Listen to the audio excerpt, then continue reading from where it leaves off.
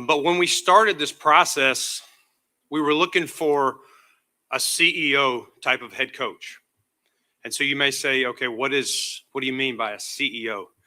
And what I'm talking about is a fresh new vision for the Buffalo Bills. Somebody who values strong culture, collaboration, and alignment. We wanted a highly intelligent, aggressive, and excellent communicator. We wanted alignment. Joe Brady is all of that and more. We all know Joe. Joe is a brilliant offensive mind. He's led, the 2 years that he had the full helm as our offensive coordinator, top 5 offenses. He led the offense that produced an MVP quarterback a year ago. This past season, the NFL rushing champ. Joe's offenses know how to attack in many different ways. And we all know that about Joe. But what I and our team learned through this process was Joe's vision for how he would run an entire football team. And specifically, his thoughts on how our defense would play under Joe if he was given this job.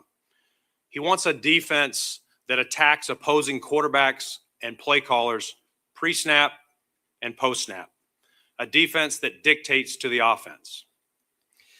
And what I also learned about Joe through this process was his love for Buffalo, his love for our community and the entire Bills Mafia. Joe is the perfect fit for our team right now. I am fired up to announce the next head coach of the Buffalo Bills, Joe Brady.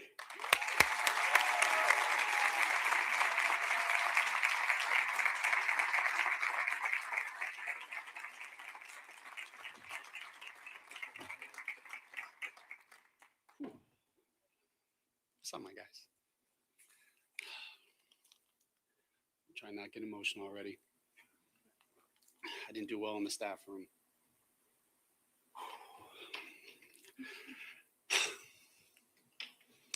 Thank you. I want to first start with gratitude. I hope I'm loud enough. Someone will tell me in the back if I'm not. I want to first start by thanking Mr. Bagula and the Bagula family. Your commitment to this franchise, to this community, and winning is evident in everything you do. When this opportunity came along, I didn't want to just be a head football coach. I wanted to be the head football coach of the Buffalo Bills, doing it with the right people, under the right direction, with the right alignment. Thank you for the trust you've placed in me and the responsibility to lead with you. I don't know where she is, but I want to thank my wife, Lauren. She's right in front. I thought she was going to be with the little baby. She's right in front. I said hi to the guys, didn't even say hi to her. God, off to a good start. I definitely can't look at you now. This job demands sacrifice, right? I'm calling you on the way to a game while you're going into labor, right? And I find out after a game that you go through, you give birth by yourself. This game takes away time and energy and presence from you. And you've carried the weight that comes with this job so that I can pursue my calling. Your strength, your belief, and your steadiness is the foundation that allows me to do what I do. And you believed in me long before this moment ever arrived. I am nothing without you, and I will not get anywhere ever in life without you. I didn't cry, so that's not going to go well.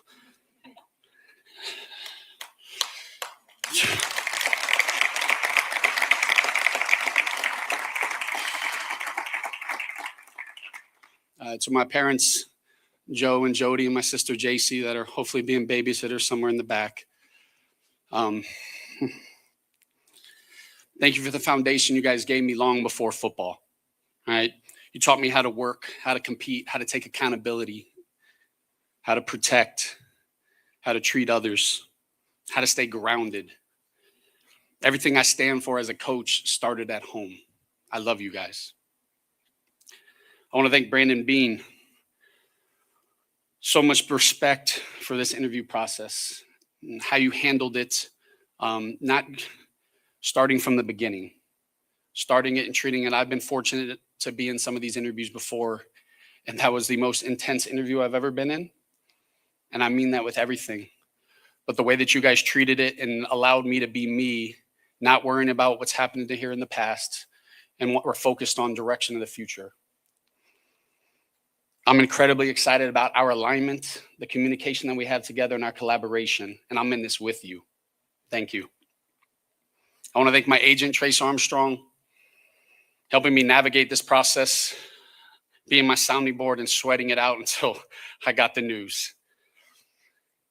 Lastly, I've been fortunate to be around a lot of incredible coaches in my career. I'm not up there without them. I played for Coach Jimmy Laycock. I coached linebackers for Jimmy Laycock. I was GA for James Franklin. Got an opportunity to be a coaching assistant with Sean Payton. Opportunity to call plays with Ed Orgeron, Matt Rule, and coach quarterbacks and call plays for Sean McDermott. I want to thank and recognize Sean McDermott. In 2022, 4 years ago, Coach McDermott gave me an opportunity of a lifetime. I had an opportunity to come here, coach for the Buffalo Bills, and coach Josh Allen. I took immense pride in that. Over the past 4 years, I've learned a tremendous amount of things from Coach McDermott. How to lead, resilience, standards. The past 9 years in this organization matter. I'm understanding of that. I'm appreciative of the opportunity to be a part of it. They matter deeply and they deserve respect. I'm so grateful for Coach McDermott. I love Coach McDermott. And I'm going to do everything I can to continue to build upon the things that he laid and the foundation he laid.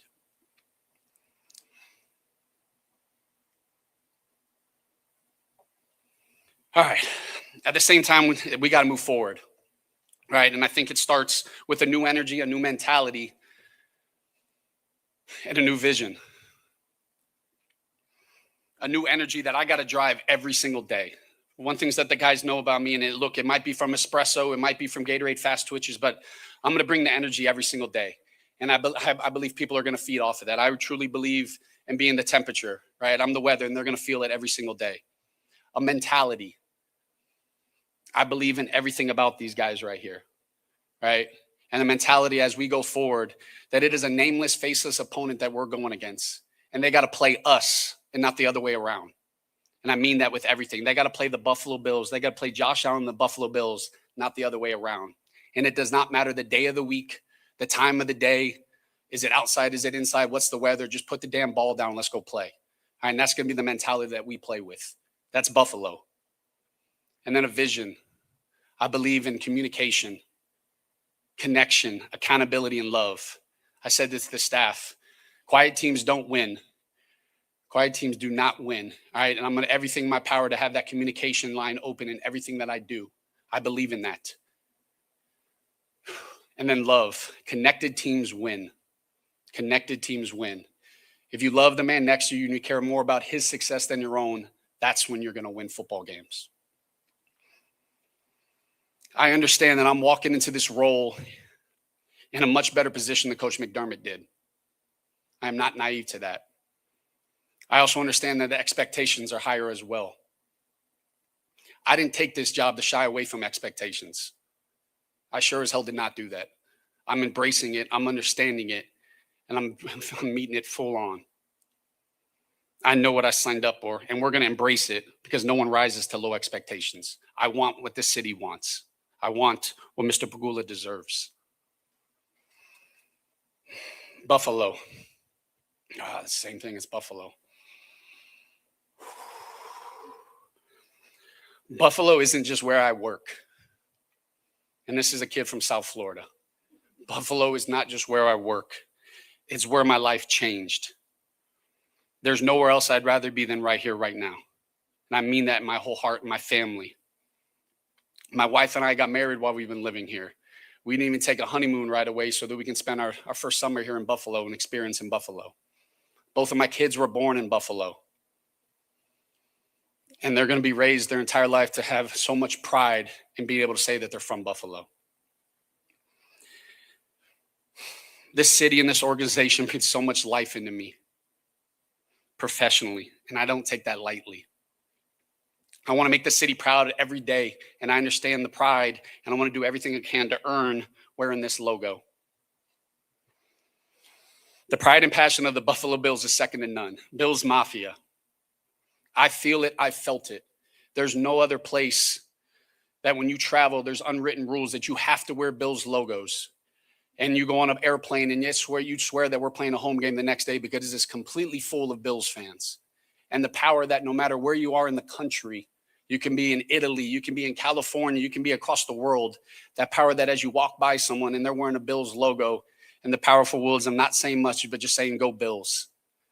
I believe in the Bills Mafia. I have so much power and respect for it. I have so much respect for it.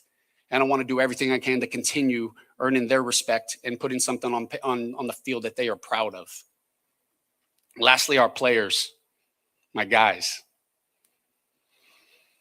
Ooh.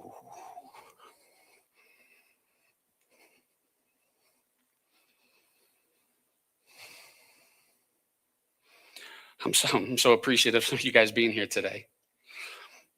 And thank you for allowing me to be myself, playing for me and being you with us. I may be calling plays still, but I'm no longer the offensive coordinator, Max, right? The defensive and special teams guys one day, I can't wait to grow our relationship, right? And deepen it and understand who you are and continue to grow that. And I can't wait to go out to practice, right? And when you get a takeaway, be able to celebrate with you, just like I was talking a lot to you. I get to get after Spencer Brown the same way, and I'm in it with you guys now, all right? I can't wait to do that. I have so much confidence in the guys here. I have so much confidence in the rosters and so much confidence in the men right here. Everything we will do will be centered around you having success and making sure that we're putting you in the best positions to have success. I tell my players all the time, I'm so grateful to get to do what I do, but I'm more grateful to get to who I get to do it with. Everything I am is because of you guys. And I'm going to work all I have to think about is making sure that you guys are successful. It is not about me. It is always about you guys. And lastly, I talked about love. Josh always says it. If you love someone, let them know. I love you guys. I'm going to leave that with Go Bills. Thank you.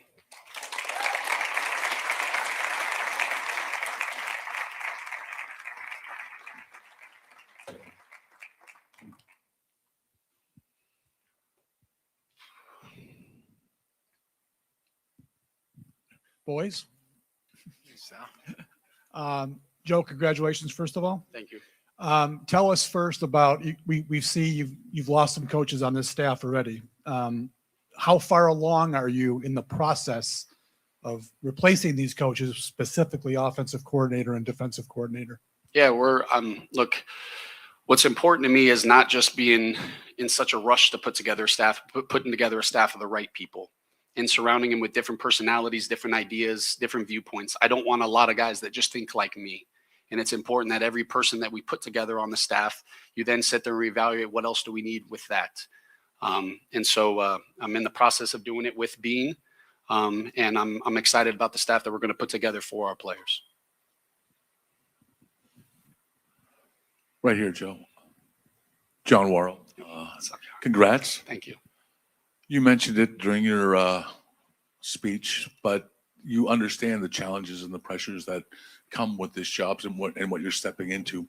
What are the challenges that you face of carrying over the sustained success and the culture that Sean brought in, and how do you go about carrying that over as you being the head coach? Yeah, well, the culture starts with them. When you watch a guy that's playing with 17 sets the tone of the culture, right? The men in the locker room set the culture, regardless of who the head coach is. And it's my job to making sure that I'm allowing them to be their personality, allowing them to play to their personality, because that's what the culture is. Like I said, I understand the expectations that come with this job, but it's important that we understand that this is going to be a new year and we have to start over. We don't just get to pick up where we left off and think that, hey, we're in the position that, hey, next week we're going to be in the conference championship game. And there's going to be a lot of work. And I believe Mr. Bagul always says we're going to work tirelessly with it. We're going to have the competitive stamina to start over. but I'm excited about the direction that we have and the people that we have, and I believe in that.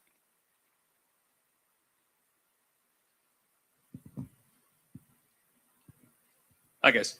Brandon, when did you know that Joe is your guy? Yeah, it's funny. We interviewed Joe first, and these were long interviews. You know, some teams that started earlier in the process kind of Zoom some people for an hour, maybe hour 15 is a lot of those. And then you hear about the second interview. We knew that we needed to kind of pare this field down best you could. I mean, nine people is still a lot. But at the same time, you want to be thorough with the process. And so we kind of went through, after each person went, we debriefed as a group and took notes and made sure to hear each other, like what, because sometimes I may miss something. Oh, that's what he was saying there. And so I would say when we got done with the last candidate, which ended up at about 10 o'clock one night, we stayed in there for another 2 hours, talked a little bit, and Joe was standing out. There were, 2 or 3 that were standing out. And we said, you know what, let's go to bed. We're tired. We came back the next day and we talked some more. And we said, you know what, we did Joe. So Joe was starting to rise here as the guy, but we also know we know Joe. And honestly, I almost think Joe had a tough hill to climb. As I was telling the staff earlier, when we started this process, I made sure, and you can ask anyone that was in the interview, Terry, Pete, Josh, anybody, Laura, that the best process is not to look at Joe Brady as someone in our building, because we know the good, the bad. It's like living with someone, right? These other people, we don't know every single thing about them. And so we need to pretend, I think I said like that Joe's been coaching for the Green Bay Packers or something. And so I made Joe go through, we never met him before. And there were some other candidates that we knew. I know we know you, start from scratch, because I may know something that Terry doesn't know, or that Pete or Brian Gain. So it's a long answer for you, Matt, but I did not want to rush this process, and I wanted to be fair to every candidate. And so we got Joe back on a Zoom call, and I called him, hey, bud, we need more here. And so we wrote down the questions that we still had for Joe. And about halfway through that process, I was like, that's our guy. But I still had to let Terry finish some questions too. Because I want to make sure he was on board and the approval. And Terry, didn't even reach back over to me. He's like, I think you're the next head coach. I was like, Terry, I got to talk to his agent. Like, we got to get, but it was a great process. It was a thorough process. And as I said in my opening statements, I took so many notes. I've already shared some with Joe, but it's great to peel back the onion of how different teams and how some of these, there were some smart people. And I mean, you're always trying to learn. I learned way more than I knew I would learn stuff, but I learned way more than I ever thought I would, that I was missing. And so we'll take those as advantages, and we'll talk about what we heard, what we like, and try and create this new vision for the, the next iteration of the Buffalo Bills. Joe, what needs to change and how will you do it? Yeah, I'm in the process of sorting through without getting into all the details. Like there's a lot of things that, like I talked about, is I want to make sure that we continue to kind of own in on right now is the energy, the mentality, and our vision moving forward. I'm not necessarily focused on changing things as opposed to where do we need to go from here and just moving forward with that direction. That would have been a pretty short interview, though, if you didn't have ideas about what you want to implement. Can you share what you told during the interview process, what you want to do with this team? Yeah, I think, look, through the interview process, like I said, it was an extremely intense interview. And look, Josh Allen was stoic in it. Like I made sure I didn't talk to him for a week, which was, I'm at edge, but he was making sure that he was removed from it. And everybody in that room, I was appreciative of the professionalism, right?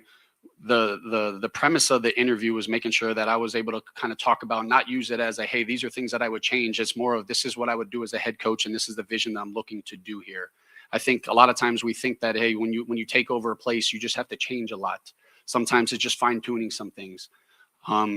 But without getting into the details of the privacy of some of our conversations, I really want to make sure that our mentality, all right, and the vision that we're going to with the connection and the love and the communication is at the forefront. Joe Brady, Mookie Hawkins. Congratulations, man. Thank you, brother. Gotta get used to you being in a suit now. You might, hopefully you don't have to see it in a while. Yes, sir. Yes, sir. But how do you plan to support Josh Allen's growth as a leader and a playmaker? And what changes can you expect when what's most important to you when building a coaching staff? Yeah, like every decision this organization makes, it's with the thought of Josh Allen and the players in mind. Right? I'd be crazy not to. I was a part of incredible organizations in New Orleans with surrounding around Drew Brees, and there wasn't a decision that was made without Drew Brees being thought about, talked about, and making sure you understood it. Doesn't mean it was always the decision, but it was important that he was involved in it, because he is the leader of this organization, and the weight that he has on his shoulders is something that I can't even imagine. Everything I think about is trying to find ways to put him in a position to have success, because that's all I care about with him. Josh Allen is the best player in the NFL, and I have to grow, right? And part of me growing is that's going to allow him to be a better version of himself. And I'm so excited to be able to continue this journey with him. I have so much love for that man right there, and all I want is him to get everything that he deserves. And that's all I do for.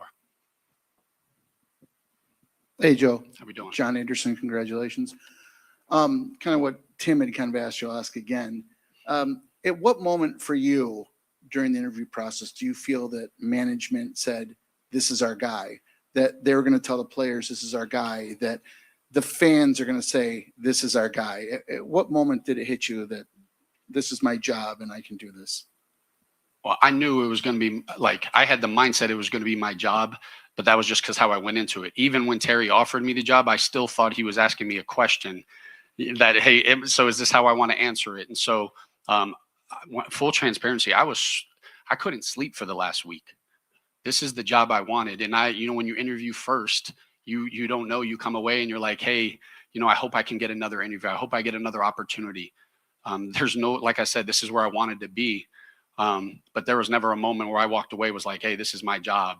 I thought, they obviously did an incredible job making sure that they're doing it the right way. And that's what I wanted. That's what I wanted. I had an opportunity to talk to Josh the other day, and I'm sorry, but he let me know, he's like, I didn't help you get this job. You got this job. And that meant so much to me. And, so there was never a moment, like I said, even after Mr. Pagula, I was still making sure I heard it correctly. But I was sweating it out the entire time. Brandon, last week, it was seeming clear that the roster was felt to be strong enough, but maybe coaching is the reason that this team hasn't reached the Super Bowl. Why then was a choice who's been part of this coaching staff the right one to be the next head coach? Yeah, I mean, I would say it wasn't like there was a finger pointed at coaching. So I would disagree with that, John. This is a collective thing. We do this together. We all collaborate. And hopefully I was clear that, Sean McDermott being dismissed or a change with coaching, I feel guilt for that as well. There's things that I could do and that, Joe and I will work together to make sure that we get corrected to get this thing over the top. So as I was saying earlier, if you viewed, I'm going to step back to myself. So I was in Carolina, started as an intern, grew my way up, interim GM, but some people still have a problem. They view you as what you were versus what you can be. And so if you're in Joe's seat as the offensive coordinator, I'm only having conversations with Joe about the offense or his players or things like that. It's not a holistic view of how we talk about sports science or how we practice.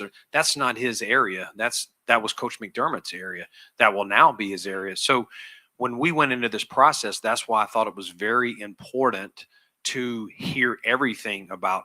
We didn't need to spend long talking about his offense. We know what that is. It was really talking about everything else. And we went down to what we're going to do on a Monday after we win a game. What's the coaches going to do? What are the players going to do? What are we going to do on a Tuesday? I mean, we spent probably 25 minutes, 30 minutes with each candidate just going through every single detail of what this operation is going to be from right now through phase 1, phase 2, phase 3, training camp, how we're opening camp. We're going to be away. I told every candidate we go away. That's what we do. So I want to hear how that works for you, all the way down to the daily practice. When are we eating lunch? Like, when are these guys eating? I think that was one of Josh's questions. But, you know, and I'll say this, like, to the point on, you know, I know people were opining on whether the quarterback should be in there or not. You know, that's one of those ones that he wasn't in there. People will be like, why are you not, you know, the guy's MVP, he's been here. To me, it was his role in there was, if there's anything we left out schematically, something he's got a question, like, we're not as deep into X's and O's as those guys are. And also, you know, I told Josh at the beginning, like, if there's someone you don't feel you mesh with, or that our players is kind of a voice for the locker room, that would be silly for us to select that. But when we had this last, like, Josh went and had his foot fixed, he was not able to, you know, finish, but we didn't even have him in the process where we were discussing pros and cons of each candidate. He was just there to kind of hear and speak up when spoken to. But again, I think ultimately we never viewed Joe Brady as the offensive coordinator. Just like when Brian Daboll was here, we obviously know Dave's. We didn't view him as that. We viewed him as coming from somewhere else. Hey, Joe, Andy Young from Spectrum News. Congratulations. Thank you. What is your approach to defensive football, and what type of qualities and style are you looking for in a defensive coordinator? Yeah, look, the privilege that I've had of calling plays, you understand what keeps you up at night. When you're calling plays, I feel like defensive football for so many years was just putting stress on quarterbacks. You get to the line of scrimmage and they're putting stress on quarterbacks pre-snap, post-snap. And nowadays, the type of, you know, the best defenses and the best minds are continuous all the way through the play call, putting stress on coordinators. You know, and it's not, you no longer are you able to just know where guys are going to be, when they're going to be there. And I think that that's, you know, a key element of what I'm looking for on a defense is making sure that we have the versatility to be able to change personnels, get a lot of different people in different spots, similar to what we do offensively. I don't believe offensive football and defensive football should have different mindsets, but we can understand as we approach a game plan that there's a way to win every game. And as long as we have versatility and different type of pieces, that we can find that way to win, to put stress on both the offense and the defense. Hey, Joe, Mike Catalano, congratulations. With all the success you've had with the offense, Terry talked about the team hitting a wall in the playoffs, and you and the offense have been part of that with opportunities in the playoff games at the end, maybe to tie or to take the lead. What responsibility do you feel for that, and what do you feel needs to change when we talk about getting over the top offensively in those key moments? Yeah, I'm just as responsible, right? That last football game, there was 5 turnovers. Those 5 turnovers are on me, right? I'm understanding of that, and the accountability that I think for you guys that have been a part of the press conferences, like when our guys play well, it's because of them, and when they don't, it's because of me. And we address things obviously, you know, in the meeting rooms, but the accountability, it is always going to start and end with me, especially in these settings. And so I take full responsibility for having the ball in the game on the line, and we didn't get it done. Right. And that's what I continue to strive every single. It's like, hey, we get that opportunity again. What am I going to do differently? And that's part of the growth. I think the biggest thing is as we continue to progress year in and year out, is we don't just sit there and just not evaluate our systems and not find ways to grow. Our offense, our defense, our special team should never look the same year to year. It has to grow. It has to evolve. Players change. The game changes. And I think that that's the most important thing, or else we're going to continue to get the exact same results. Joe, Brandon. Joe, congratulations. Sal Capaccio here. You have often talked, this is a question for both of you. Brandon, you've mentioned alignment. You mentioned collaboration a lot. How does that look to both of you? What does it mean, alignment and collaboration, when it comes to personnel, selecting players on the roster? How does that look to both of you going forward? Yeah, look, I can obviously start. alignment doesn't mean agreeing and everything. Alignment to me means we're both open conversation and communication and understanding that we don't have to be yes man, but when we make a decision, when that door opens, there's no going backwards and there's no second guessing, and we're going all out with it. To me, that's alignment. Alignment is a shared vision for what we want, and making sure that we don't ever lose sight of that when we make decisions. Like when I say, hey, Josh Allen and the guys are always at the forefront of exactly when we make every decision, that's alignment, and making sure as we evaluate and as we continue to go, when we're going to make decisions, we don't lose sight of that. That to me is alignment. Yeah, I mean, without repeating, I think he nailed it. Just you're collaborating. It's not like, hey, I'm going to go over here with my scouts and my personnel staff, and we're going to tell you who you got, or we're going to hand you the players. Like, it's first off, when he gets this new staff in here, what are we changing? What are we tweaking? If it's something, hey, we want this type of defense, we want to be able to do this in certain situations. These players all fit that, but this player might not fit as well, and we need to look for that. So once we get those coordinators in, and especially on the defense, because I kind of got a pretty good vision of Joe's offense, but defensively, like, bring that coordinator in, bring those position coaches in, and go through the position specifics and how they want to do the things that Joe was talking about, how we want to attack. And that's collaborating in a shared vision. And listen, if there's something that Joe doesn't think makes sense, he's going to speak up. If there's something that I don't think makes sense, I'm going to speak up. But we're going to collaborate on every part of it. And then, what we do as scouts and personnel and our guys do it for me. They help narrow down a large field, like let's just talk about free agency, down to a smaller field. I'm going to review that, look at them, make sure. I may say, hey, guys, you left somebody out, or why is this guy in? And then, because Joe's got then I'm going to go to Joe and his coordinators and say, hey, take a look at these guys. This is, let me know how you see them. This is how we see them. And if we agree, that's great. That's easy. We know we can pursue them. If we don't agree, we may sit in a room and say, tell me what you see from your lens as a coach, but also hear what I see from a personnel eyes, because we don't get into schemes. A lot of times coaches can look at schemes. We're just like looking at his body type. He's got long arms. He can jump high, like all those things. And sometimes we may miss something. Hey, this guy's got some instinctual things that I'm worried about, that can come up. So I'm getting granular, but I hope you understand it's everything in the process. Hey, when we get to talk about training camp, which I mentioned, like, how do we want to practice at camp? How do we want to get with our sports science people and make sure we're building the right team that's fast, physical, calloused, yet healthy? And so that's alignment, that's collaboration, shared vision. Hey, Joe, Thad Brown, congratulations. Thank you. For the last couple of years, you've been coordinating offense for someone else's team. What changes now that you're going to run an offense for your own team? I think the biggest thing is understanding that when you're the play caller, your understanding of, as an offensive play caller, everything you're going through is thinking situational football, right? You're having the mindset of, hey, I'm calling this play. This is what's happening next. I'm sure you're trying to stay ahead of it all. When you're an offensive play caller for a head coach, you have to be mindful of those things, because you're not in full control of handling all of those situations, right? And that's where a collaborative approach is extremely important, from an offensive coordinator that's calling a play calls with a head coach. But from my perspective, like, look, I was around Sean Payton. I'm from the Sean Payton tree. His aggressiveness, his mindset, and there's so many elements that I believe that we can continue to grow our offense, with the pieces that we have. And I look forward to that. Quickly, it's been reported that you plan to call plays as the head coach. Is that the plan? Yes, sir. Thank you. That was a good segue, because that right over here. So Brandon, I know last week you talked about how the CEO nature of the head coach position, it can tend to stretch you thin in a lot of different ways.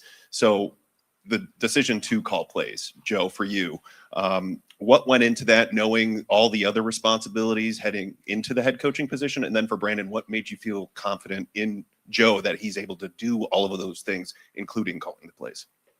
Yeah, look, I've never been a head coach before, right? I'm understanding of that. The only way to get head coaching experience is to be a head coach. And But I think the most important thing is surrounding yourself with people that you can trust and you can lean on as you grow through it.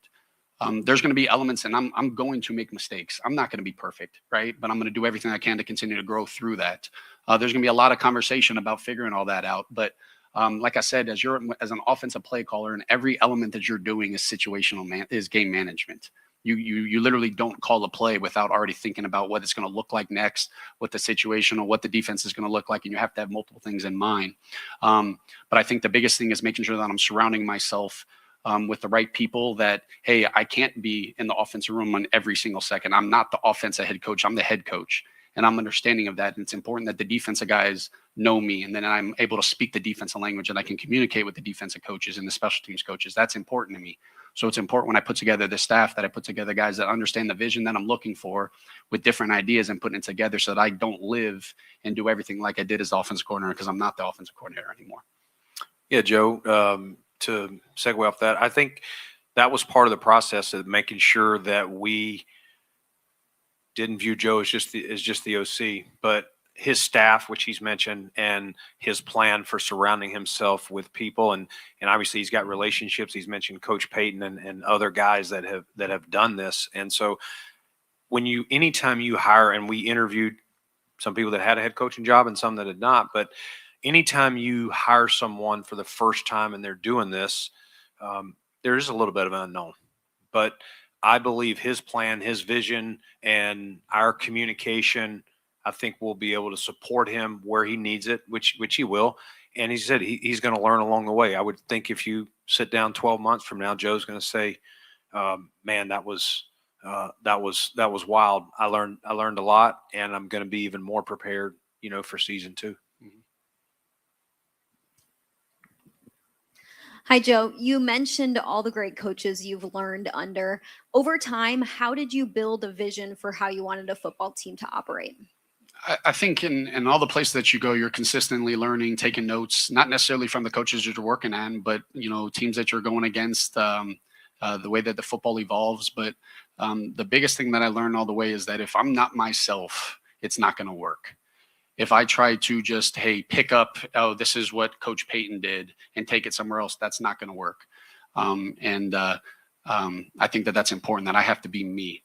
And I think the great coaches that I've been around have been comfortable in who they are.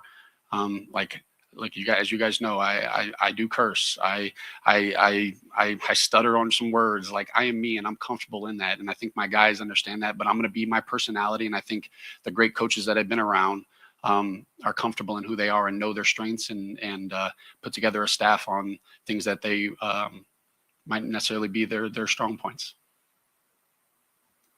Brandon, I was curious, considering who you were interviewing, was there a conversation about waiting for coaches in the Super Bowl in this process, or what was that like with getting the late start on going through this coaching process? Yeah, great question, Elena. Because when we started, the NFL rules allow you to do Zooms up to a certain point with any candidate, as long as you follow along at the right time based on whether they're in the postseason or not. But because of when this change was made and when we started our search, we were no longer allowed to talk to coaches that were still in the postseason. To the point, the way we did it was we said, let's go ahead and start this process with all available coaches. Their seasons have ended, and we timed these up to run. We were interviewing even while the games started on Sunday. And so we said, there are some other candidates that are playing, and there's some on each team. We had them identified, and we got on with them the next day and did that. But, we can't even, because of the rules, we can't even Zoom anyone on either of the remaining teams. And you hate to rule it out, but I think you would unfairly hurt them because all the staffs are going to be filled up. And I just don't know if it would be fair to them or the Bills to wait any longer. It's, I've long been a proponent of changing the hiring process, if you guys remember, and I've brought up rules changes, but I don't make the rules. And my job is to make sure I'm always doing what's best for the Buffalo Bills. And so I just thought once we got to this point, it would be, just not smart to wait any longer. we need our guys, as long as we find the right guy. Now, listen, if we went through these 9 and we're like, we said that we're not going to force it, but we had some very good options when we did this. And clearly at the end, Joe was the man for the job.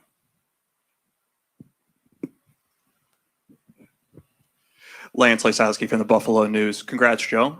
Questions for both of you guys. How do you balance personnel you have on the roster, salary cap, and your vision for a possible scheme change on defense specifically as you move forward and build a vision for what you want this to look like?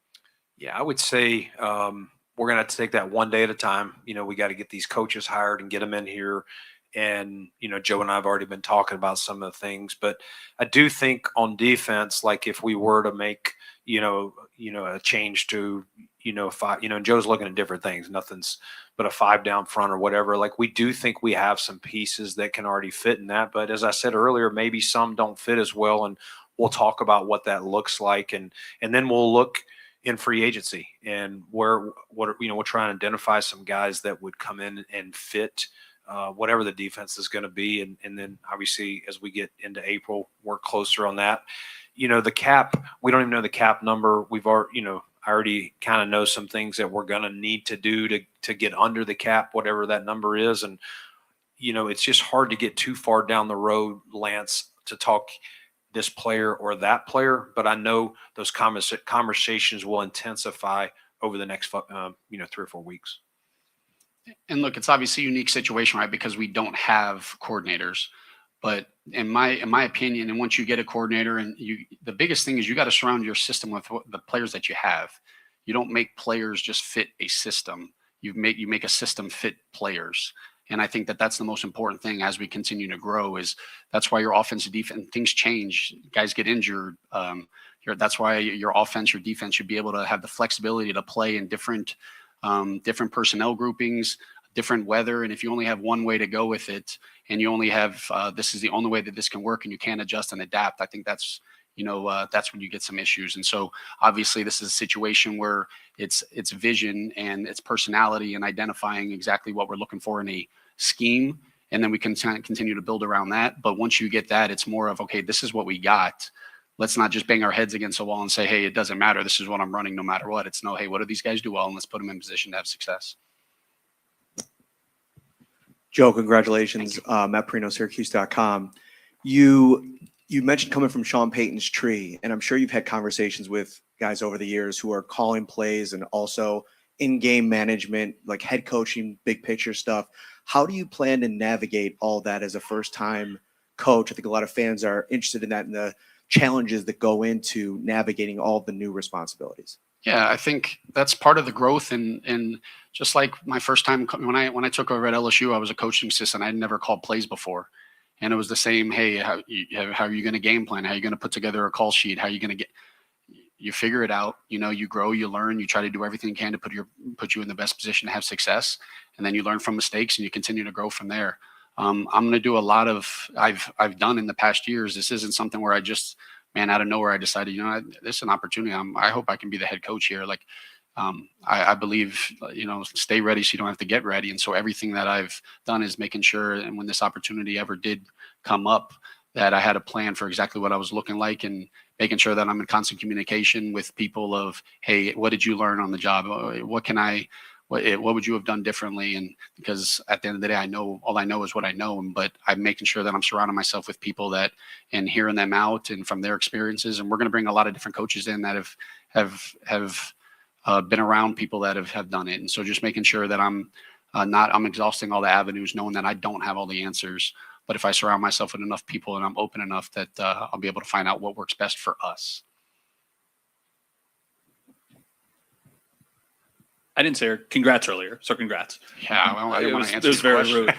Wanted to get that off. No, you're good, buddy. When people reach like a life-changing milestone, I'm always curious, just from the human element, when you finally find out that you got this job, who and what do you start to think about? Like, what are those first initial thoughts? My wife. I am because of the people in my life. It was never, there's no element in my life has ever been about me.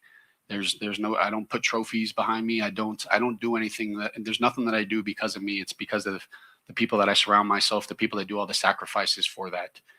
I love to work, so it's like, hey, I'm gonna go home, let my wife know, hey, now I got to get back. It's time to work.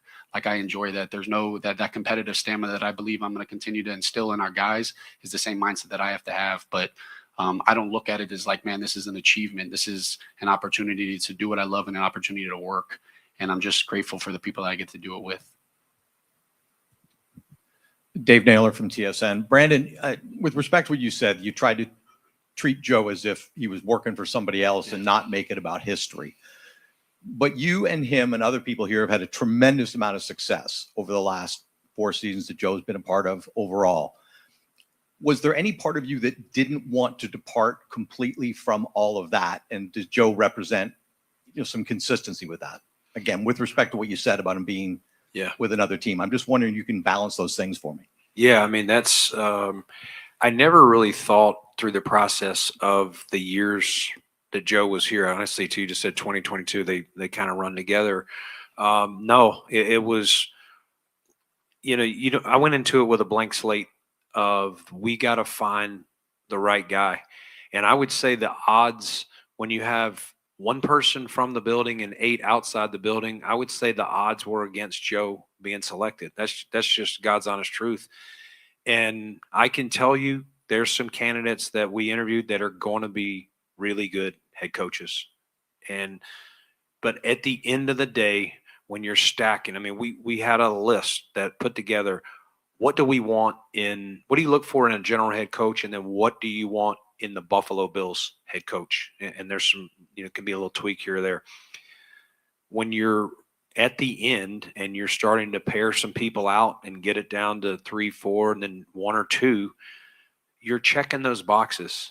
And while no one is going to 100% check every single box, Joe checked a lot of boxes.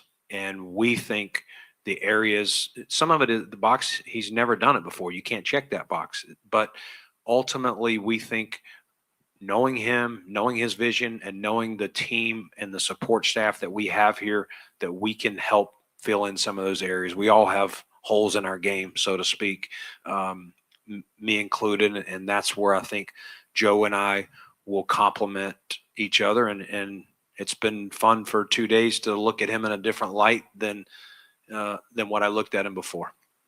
And I can kind of talk through that too, because look, full transparency, I didn't know what I was walking into. Like, obviously I wanted the opportunity, but you don't know. And I have been in the building, and that's what I remember when I got out of that interview, and like I said, it was an intense interview. And there's some places that I've interviewed that acted as if they knew me more than this place. And that's what I was appreciative of. But when you go through the process of, you can really tell that I came away, and I remember calling my agent right away, and I was like, man, that was, I talked about how tough it was, but I also talked about how impressive I came away with how they approached it. The questions, what mattered to them. I mean, Josh did not toss me any alley-oops, I can tell you that. Like, it was impressive, even the questions that he asked and the vision that he was, kind of talking through. And so it gave me an opportunity to obviously, get in front of Mr. Pagula, and it meant a lot to me. But the way that they approached the situation meant more to me. I didn't walk away feeling like, oh, hey, you know what, I was just in-house, hey, check the box. Like, I walked away and I was appreciative of the opportunity, and I was able to show who I am because they allowed me to, they didn't sit there and say, hey, we know this guy. Joe, you got guys that's on the staff that was with you, such as Ron Curry, who was quarterback coach, the same position that you were in. And then you got guys that on the defensive side, which was the #1 passing defense, that, that played an integral part. How would guys like Jamel Uday and guys like Ron Curry share some of the qualities when you look to building that staff? Yeah, I think, look, the biggest thing that to me is when you put together a staff is understanding the different type of personalities and making sure that you have a bunch of different backgrounds, both schematically, personality, and not just sitting there looking for a cookie cutter. If we have a bunch of Joe Brady's in the room, we're not going to grow and we're not going to evolve. and that's important to me. And so putting together that staff, there's so many critical elements that I look for. Different type of people. Some guys might be more fundamental driven. Some guys might be the energy, the juice, the rah-rah guys. Some guys might be the communicators, and understanding the type of rooms that they're coaching and putting that room together is so important to me. And so making sure as I'm looking at it from a clean slate, just like they did, and saying, hey, what am I looking to? I only get one opportunity to be a head football coach.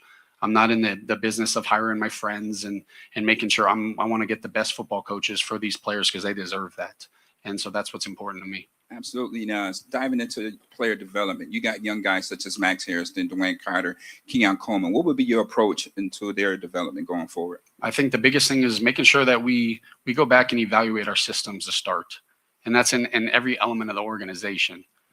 There's a reason they're on our football team because we believe in them, right? And they need to understand that. And I think two is understanding and communicating to get to know them. The only way you can coach guys is if you really know them.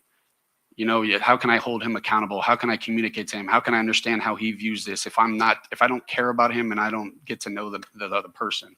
And so that's what the biggest thing for me this off season, just is to talk with the guys, get on the FaceTimes, try to get an understanding that I'm not the offensive coordinator anymore, right? I'm their head coach, and I want to get to know them so that then I can be able to coach them and continue to develop them the way that they need.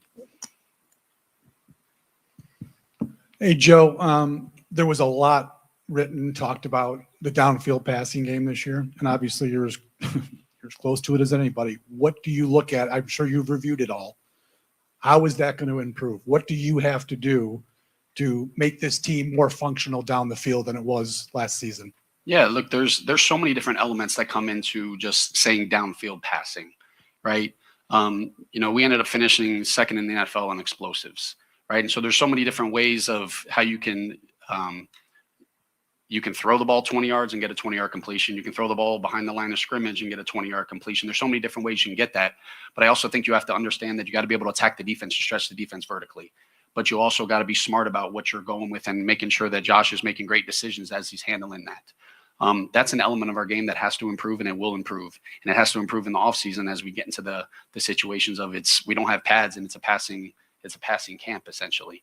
Like I said, I'm from the Sean Payton tree, right? And the way that I was raised and understand that the aggressiveness of pushing the ball on the field and what it does. But I also understand we're not going to just bang our heads against the wall. And if people are as deep as the deepest and it's like, hey, Josh, just throw it deep. But we're going to continue to evolve and change and grow our offense based upon the personnel that we have. Josh is going to continue to grow and get better. And then we're going to be able to put an offense around that. But just to say, hey, we're just going to throw it deep, just to throw it deep. We got to make sure that we're effective at it as well. Hey, Joe, Jay with the Buffalo News. How much autonomy did you have over the last couple of years to call the offense that you wanted to call versus having it fit into a vision that was maybe laid out by the head coach? Look, there's a way to win every game. And that's to me the most important thing. And as a head football coach, sharing the vision and making sure that you're communicating with your coordinators about this is what it's going to take to win this football game. Part of I do believe calling plays is understanding that as well. When you look at us from an offensive perspective this year, there was games where we lived in 13 personnel and needed to control the line of scrimmage and control the game. There was games that we knew, hey, this is going to probably be a high scoring game, and you got to call it differently. Look, I'm the play caller, and I'm not gonna put any excuses or anything like that. If there was any issues or anything that came up from an offensive coordinating perspective for our offense, that falls strictly on me. And I was in communication with Coach McDermott, and at the end of the day, we have to grow our offense. I know we had a lot of success this last year, but we looked different than the previous year, and we're going to have to continue to look different next year. Awesome. Thank you, guys.